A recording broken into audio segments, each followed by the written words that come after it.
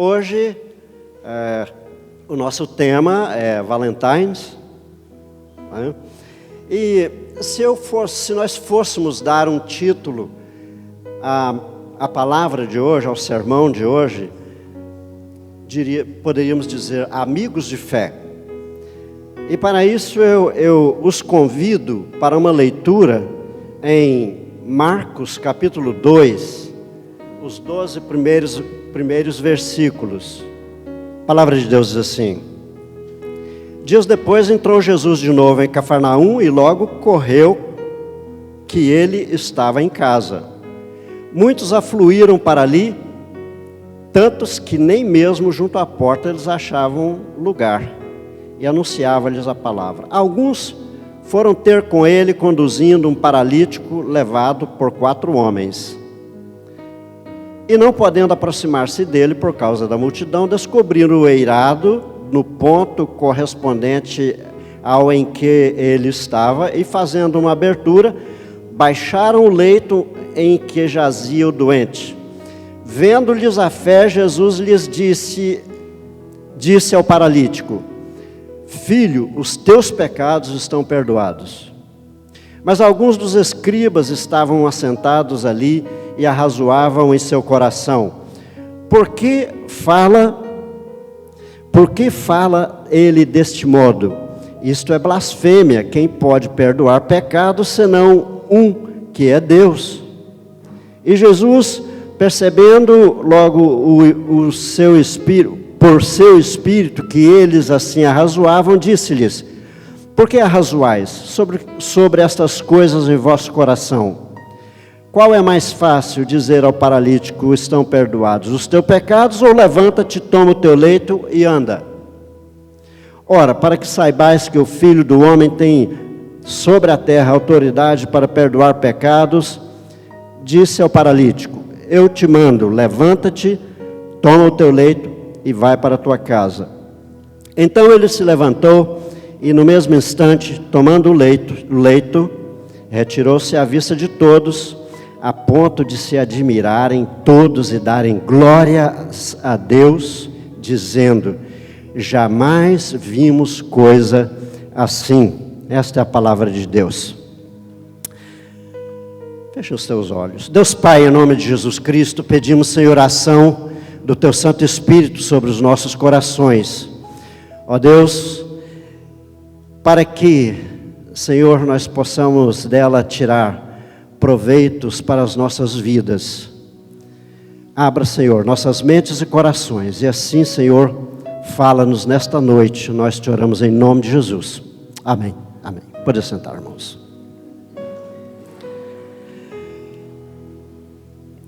Irmãos, este milagre mostra que Jesus tinha autoridade e poder de Deus. Jesus demonstrou que todos são filhos de Deus, dignos de viver integrados na sociedade. Jesus abraçava e tratava com dignidade as pessoas que a sociedade e a religião excluíam. Esse texto nos convida a fazer considerações a respeito de Jesus Cristo, do poder de Jesus Cristo, dos ensinos de Jesus Cristo, mas eu gostaria de focar hoje nessas 5 pessoas que chegaram à presença de Jesus Cristo. Antes, quero fazer algumas considerações. A ciência política diz que o homem é um ser político, e a enciclopédia online diz que o termo político é derivado do grego da palavra politeia, que indicava todos os procedimentos relativos à polis ou à cidade-estado grega. Por extensão, poderia significar tanto cidade-estado quanto sociedade, comunidade, coletividade e outras definições referentes à vida urbana. Quando o cientista diz que o ser humano é político, está dizendo que nós dependemos uns dos outros para vivermos adequadamente. Em outras palavras, o ser humano necessita se relacionar. E a gente passando de ciência, de política para economia, os economistas concordam que nós dependemos mutuamente para tornar a nossa sobrevivência facilitada. Então, eu pergunto, alguém vai protestar e vai me dizer, eu não dependo de ninguém para viver.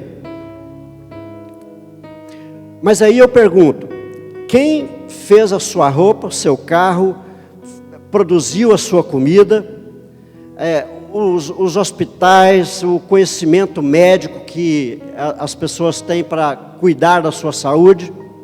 Portanto, em geral, nós dependemos das pessoas. E voltando para o nosso contexto, eu diria que a humanidade foi criada para viver em comunhão, para ter relacionamentos. E a amizade é um tipo de relacionamento. E hoje nós estamos diante de um grande exemplo de como nossos relacionamentos fazem bem à nossa vida. Os amigos de Cafarnaum levam o amigo paralítico a Jesus. E vocês, irmãos? Como estão os relacionamentos de vocês? Hoje, eu diria, o dia de Valentine's, né, o Valentine's Day, é o dia do amigo. Como estão os seus relacionamentos? Você tem cultivado ou alimentado bem os seus relacionamentos? Você, pelo menos, é frequente na igreja onde nós temos comunhão e nós compartilhamos a nossa amizade, né, compartilhamos o relacionamento? O texto de hoje, de Marcos 2, 1 a 12, é um daqueles tesouros sobre a missão de Jesus Cristo. Dificilmente você encontra um crente que nunca ouviu ou leu, ouviu uma pregação ou leu essa passagem. Esse encontro com Jesus se dá em Cafarnaum. É uma cidade ao norte do Mar da Galileia e este era um dos pontos mais estratégicos para a missão salvadora de Jesus Cristo. Por que eu falo dessa importância missionária escolhida por Jesus Cristo? Para ali colocar o seu quartel-general ou base missionária. No tempo de Jesus, o poder dominante era o Império Romano. E a circulação de pessoas, mercadorias, os militares, a cavalaria, se fazia por grandes e famosas estradas. Na Palestina havia duas vias importantes, duas grandes estradas. Uma era a chamada King's Highway. Ela desce da região da Síria, passando pela Transjordânia, que é mais ou menos o que eles chamam hoje de Colinas de Golã, e descendo até chegar ao porto de Acaba. Do outro lado, sobe uma rodovia que é chamada Via Maris, sobe pelo lado do mar Mediterrâneo, e chega a um determinado ponto, ela se bifurca, segue uma parte em direção a Antioquia, e a outra vai em direção ao Mar da Galileia. E Cafarnaum era um dos pontos onde essa estrada passava em direção à Mesopotâmia. Portanto, era uma cidade que é praticamente um ponto de parada obrigatória, não é? Que era um lugar estratégico para Jesus Cristo começar a sua missão e fazer grande parte do seu trabalho missionário ali. Disse que essa estrada, a King's Highway, que vai de Acaba até lá em cima, teria sido a estrada usada por Moisés. Perdão.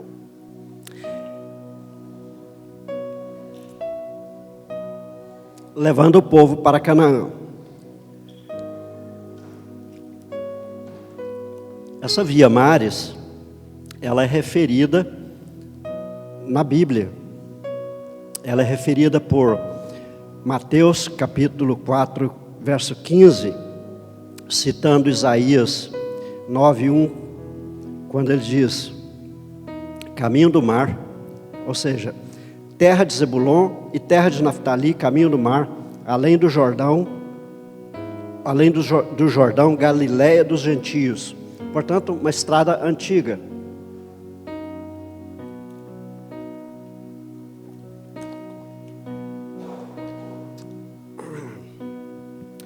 Pois bem, um espetáculo da volta de Jesus. Depois de iniciar seu ministério com muitos milagres, Jesus Cristo é obrigado a se esconder um pouco, porque ele estava sendo muito pressionado depois de ter realizado vários milagres, como é relatado no capítulo 1 de Marcos. Então, ele volta para Cafarnaum.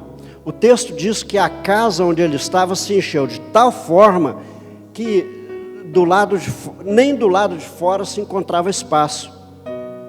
Isso mostra a característica de cidade à beira de estrada que oferece pousada para viajantes, bem como de uma cidade do interior, humilde, simples e que desperta totalmente quando eventos incomuns acontecem.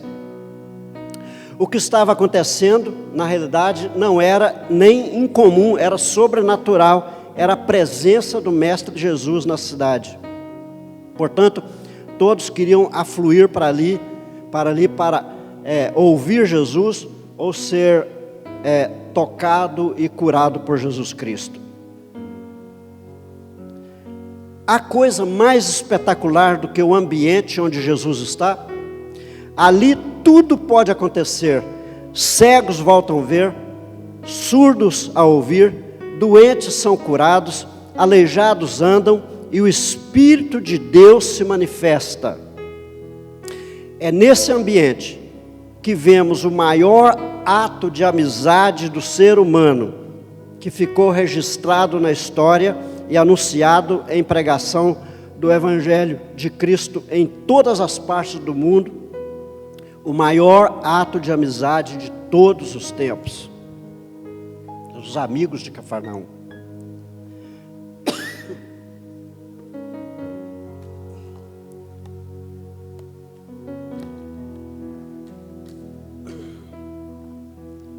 Um grupo de 4 homens, carregando um paralítico em uma maca, chegam perto da multidão com o desejo de fazer chegar o paralítico à presença de Jesus Cristo. Ali estava o Mestre Jesus, aquele que ensinou que o nosso amor não deve ser apenas para os nossos amigos, mas também para os nossos inimigos. Ele amava até os seus inimigos. Certa vez ele disse: eu vim para que tenham vida, e vida abundante, não se referindo apenas àqueles que o seguiam, mas também àqueles que eram seus opositores. É esse o mestre que contou a parábola do bom samaritano, desmascarando a hipocrisia dos seus opositores.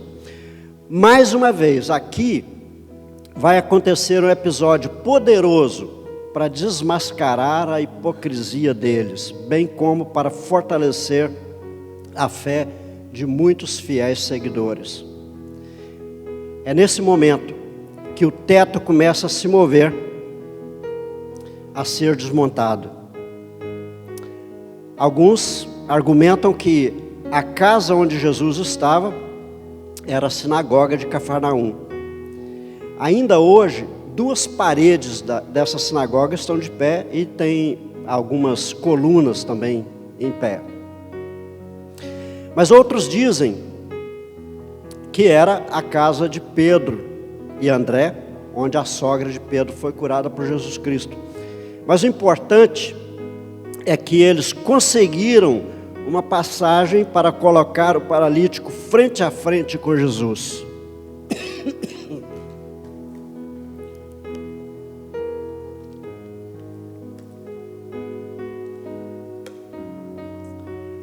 os amigos do paralítico. O dia do amigo.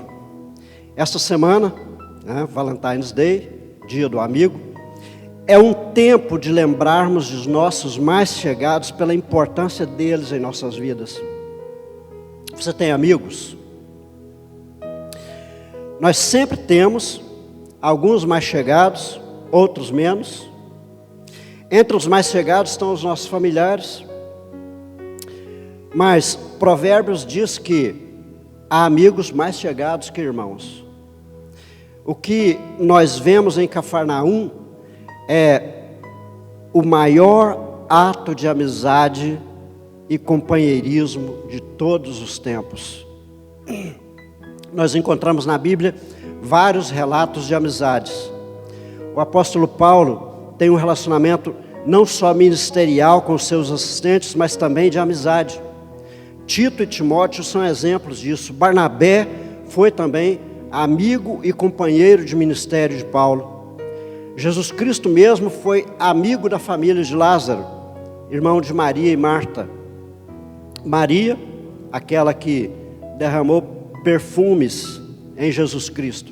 Em João 11:3 diz o seguinte: então as irmãs de Lázaro mandaram dizer a Jesus: Senhor, aquele a quem amas está doente. Havia uma amizade muito grande entre Jesus e essa família. Alguns comentaristas dizem que a casa de Jesus era em Cafarnaum e era na casa de Pedro. Pedro, esse grande companheiro que estava sempre presente com Jesus Cristo, com muita ousadia, e Jesus considerava os seus discípulos seus amigos. Como já foi mencionado pelo pastor Abdala, certa vez ele disse: já não vos chamo servos, pois ao servo não se dá a conhecer o que revelei a vocês, mas sim a amigos. João 15:15. No Velho Testamento tem alguns exemplos também. Tem o caso de Davi e Jonas, e de Moisés e Robabe. Moisés, lá em Números 10, 29 e 32, quando ele sabe que o seu cunhado está indo embora, ele pede a ele para ficar. Agora, prestem atenção, porque Moisés não precisava de ninguém para guiá-lo, para ajudá-lo nesse aspecto, porque ele era conduzido, ele não precisava de guia, porque Deus provia direcionamento e segurança para eles através da nuvem e da coluna de fogo. Portanto, ele não precisava, mas ele pediu ele para ficar. Por quê? A presença de um amigo conosco é sempre encorajadora, reconfortante, e Moisés precisava disso. Nós conhecemos pelo menos 2 canções brasileiras sobre amizade que marcaram época. Uma delas é uma música de Milton Nascimento que diz: amigo é coisa para se guardar debaixo de 7 chaves dentro do coração. E a outra é: você, meu amigo de fé, meu irmão camarada, que foi escrita por Roberto Carlos em homenagem à amizade que ele tinha com o seu companheiro de carreira, Erasmo Carlos. É o que também está escrito no texto de Provérbios que lemos: só pode ter sido fruto de uma amizade bem preservada. Portanto, nós devemos voltar os nossos olhos para a missão de amigos.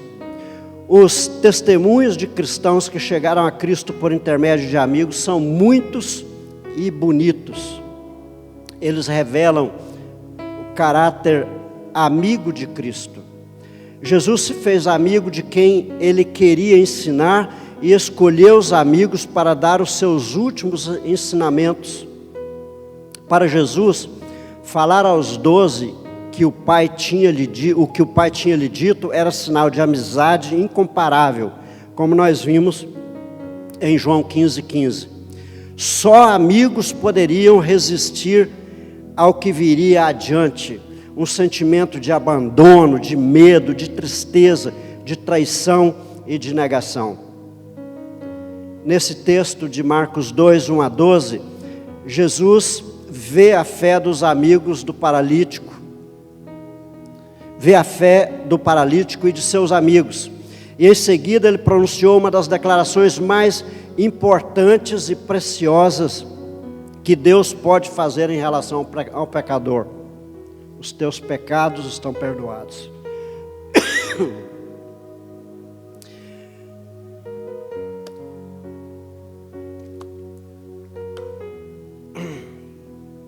Se a história desses amigos terminasse aqui, já seria digna de ser registrada.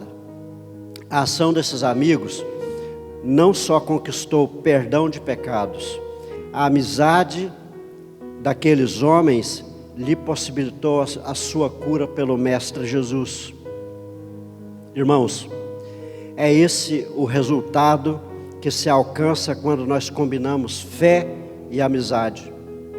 Se a amizade por si só já tem grande impacto positivo e às vezes até de restauração da saúde, com a fé pode romper barreiras, atravessar séculos, pode testemunhar salvação, levar alguém a alcançar a vida eterna, trazer alguém para a família de Deus.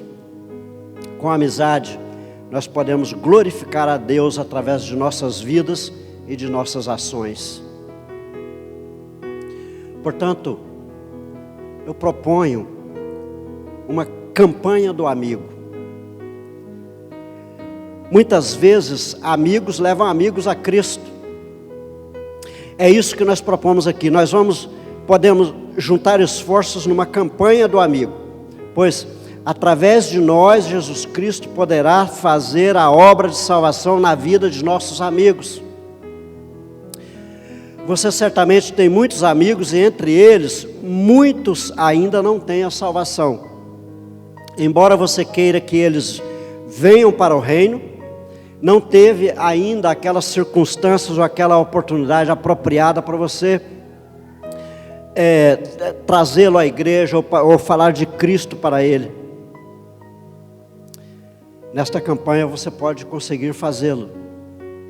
Não importa quantos queiram acompanhar você, se a igreja vai se envolver, comece hoje mesmo a orar por seus amigos, por alguns amigos ou por um amigo. Procure se interessar pela vida dele ou deles, seus problemas, suas realizações. Ofereça-se para orar por eles sem compromisso. Se não puder orar na presença, ore em casa e depois diga para ele.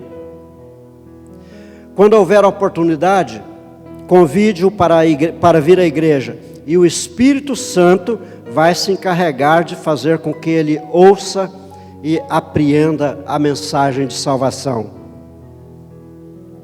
Irmãos, Cristo manda lançar a rede.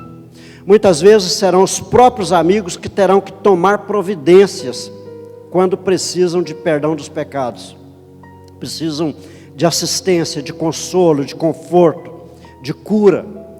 Tiago diz que a oração feita com fé curará o doente, e o Senhor o levantará. E além disso, se houver cometido pecados, ele será perdoado. Tiago 5,15. A fé com amizade traz cura dos males interiores e leva-nos com ousadia a Cristo, ultrapassando os obstáculos, as barreiras, a multidão que impede que nós nos coloquemos à frente do Mestre. Muitas vezes, irmãos, é preciso ser carregado por amigos, pois de outra forma não veríamos a graça de Deus e a restauração.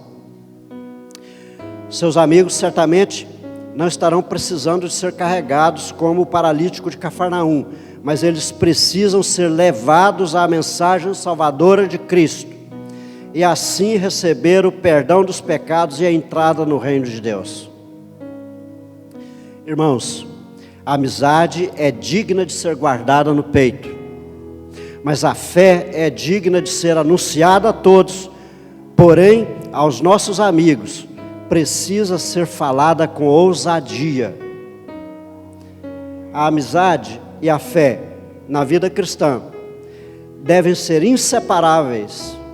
Onde há amigos, a nossa fé precisa chegar a eles.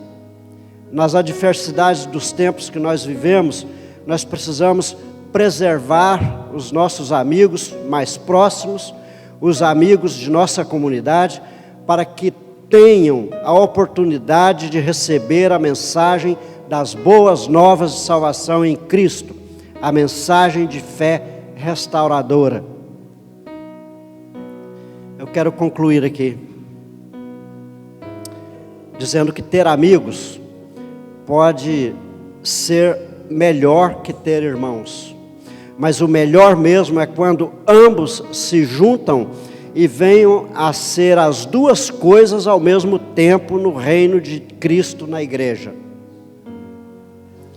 Eu quero encerrar com o seguinte texto popular: amigo, às vezes em certos momentos difíceis da vida, em que precisamos de alguém para ajudar na saída, a sua palavra de força, de fé e de carinho me dá a certeza de que eu nunca estive sozinho. Esse texto foi elaborado por um cristão, embora como uma canção secular. Ele expressa aquilo que a própria palavra de Deus nos incentiva a fazer: cultivar e valorizar a amizade. É muito mais fácil levarmos um amigo para conhecer a Cristo, ter um encontro com Cristo, receber um toque restaurador de Cristo, do que levar alguém que nós não conhecemos ou alguém com quem não temos nenhuma intimidade, nenhuma proximidade. Portanto, irmãos, é isso que eu convido vocês a fazer. Que os amigos sejam nossa prioridade para receber a mensagem salvadora de Cristo. Amém? Que Deus abençoe a sua palavra nas nossas vidas.